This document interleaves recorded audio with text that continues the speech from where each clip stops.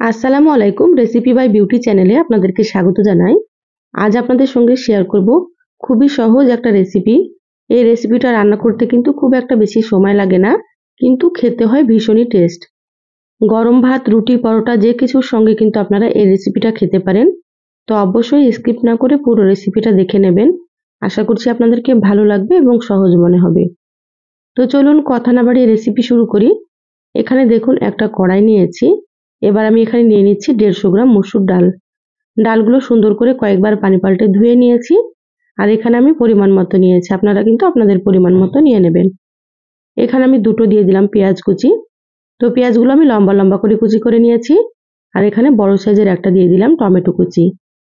এবার আমি এখানে দিয়ে দিচ্ছি দুটো মিডিয়াম সাইজের আলু, ছোট ছোট করে কুচি করে নিয়েছি। দেখুন, যেমন আমরা আলু ভাজা করি তার থেকে একটু মোটা মোটা করে কাটতে হবে আলুগুলোকে। তো এখানে দুটো দিলেই কিন্তু হয়ে যাবে, খুব বেশি দেওয়ার প্রয়োজন নেই। এবার এখানে দেখুন 4-5টা মতো দিয়ে দিলাম চেরা কাঁচামরিচ। তো ঝালটা আপনারা কিন্তু এখানে নিজেদের টেস্ট অনুযায়ী দিয়ে দেবেন, আপনারা যেমন ঝাল খেতে পছন্দ করেন। এবার এখানে দিয়ে দিচ্ছি স্বাদ মতো লবণ। তো এখানে আমি 1 চা চামচ লবণ দিয়ে দিলাম। আর দিয়ে দিচ্ছি 1/2 চা চামচ হলুদ গুঁড়ো। আর এখানে দিয়ে দিচ্ছি 1/2 চা চামচ জিরা গুঁড়ো। আর 1/2 চা চামচ মতো দিয়ে দিচ্ছি মরিচের গুঁড়ো। আপনারা যেমন ঝাল খাবেন সেইভাবে মরিচ গুঁড়ো দিয়ে দেবেন। এবার আমি এখানে দিয়ে দিচ্ছি 1 চা চামচ আদা বাটা। আর এখানে দিয়ে দিচ্ছি 1/2 চা চামচ রসুন বাটা। তো এই রান্নাতে কিন্তু খুব বেশি মশলার প্রয়োজন হয় না, অল্প অল্প একটু মশলা দিয়ে দিতে হবে, তাহলে রান্নাটা খেতে খুবই ভালো লাগবে। এখানে আমি 2 টেবিল চামচ মতো দিয়ে দিলাম সর্ষের তেল। তো তেলটা আবার একটু পরে লাগবে, সেটা আপনাদেরকে দেখিয়ে দেব। এবার আমি হাত দিয়ে খুব ভালোভাবে মেখে নেব। এই কাজটা কিন্তু হাত দিয়ে সুন্দর করে করে নিতে হবে, তাহলে রেসিপিটা খেতে অনেক বেশি টেস্টি হবে। আপনারা একটু সময় নিয়ে সুন্দর করে চটকে মেখে নেবেন। তো যারা ভিডিওটি ইউটিউব চ্যানেল থেকে নতুন দেখছেন, প্লিজ চ্যানেলটা সাবস্ক্রাইব করে চ্যানেলের সাথেই থাকবেন। যারা ফেসবুক পেজ থেকে ভিডিওটি দেখছেন, একটা লাইক দিয়ে পেজটা অবশ্যই ফলো করে দেবেন পরবর্তী ভিডিও নোটিফিকেশন পাওয়ার জন্য। দেখুন, আমি সুন্দর করে চটকে মেখে নিলাম, মাখা হয়ে গিয়েছে। এবার এখানে দিয়ে দিচ্ছি সেদ্ধ হওয়ার জন্য পরিমাণ মতো পানি। তো এই রান্নাটা কিন্তু খুব বেশি পাতলা হবে না, একটু ঘন হবে, সেজন্য খুব বেশি পানি দেওয়ার দরকার নেই। যতটুকু সেদ্ধ হতে লাগবে সেই পরিমাপে কিন্তু পানিটা দিতে হবে। তো দেখুন, আমি এখানে 3 কাপ পরিমাণে পানি দিয়ে দিলাম। খুব ভালোভাবে একটু নেড়েচেড়ে নিচ্ছি। এবার ঢাকা দিয়ে দেব। এবার আমি গ্যাসটা অন করে দিচ্ছি। মিডিয়াম আঁচে 15 মিনিট রান্না করে নেব। তো মাঝে ঢাকা খুলে নিচ্ছি। এইভাবে ঢাকা খুলে একটু নেড়েচেড়ে নিতে হবে। দেখুন, ডালগুলো কিন্তু অনেকটাই সেদ্ধ হয়ে গিয়েছে, আরও কিছুক্ষণ সেদ্ধ করে নিতে হবে।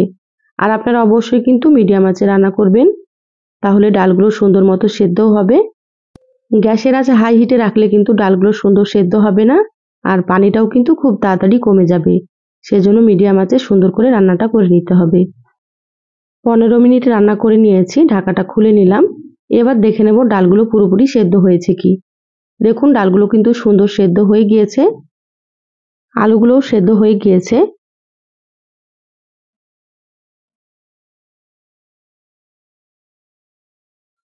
আর অনেকটাই কিন্তু ঘন হয়েছে, দেখতেই পাচ্ছেন আপনারা। এইভাবে রান্নাটা করতে হবে। এবার আমি ঢাকা দিয়ে অন্য চুলাতে এটা দিয়ে দিচ্ছি।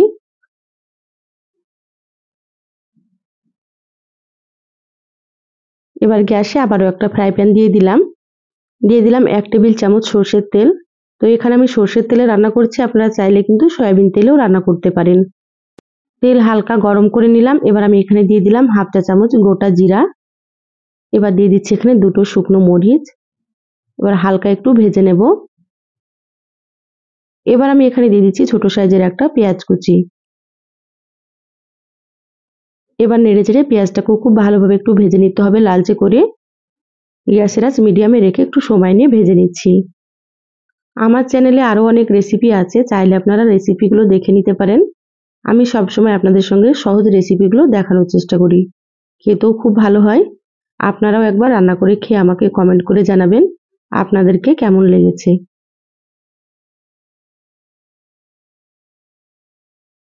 দেখুন, পেঁয়াজগুলো সুন্দর ভাজা হয়ে গিয়েছে, এরকম ভাবে ভাজতে হবে, এর থেকে বেশি ভাজা যাবে না।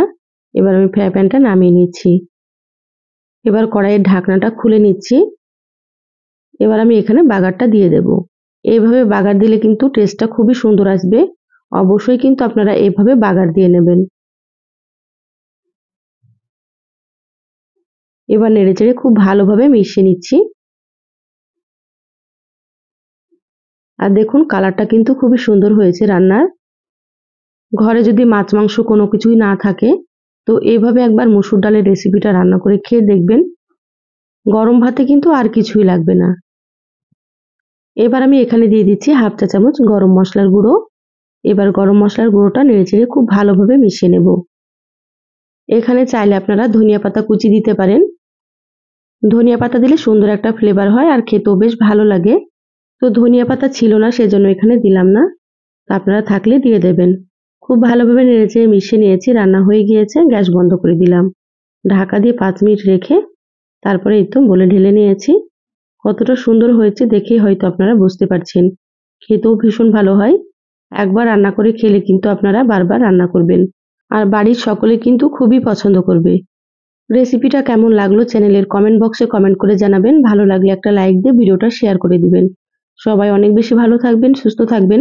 দেখা হবে আবারও কোনো নতুন রেসিপিতে। ধন্যবাদ সবাইকে। আল্লাহ হাফিজ।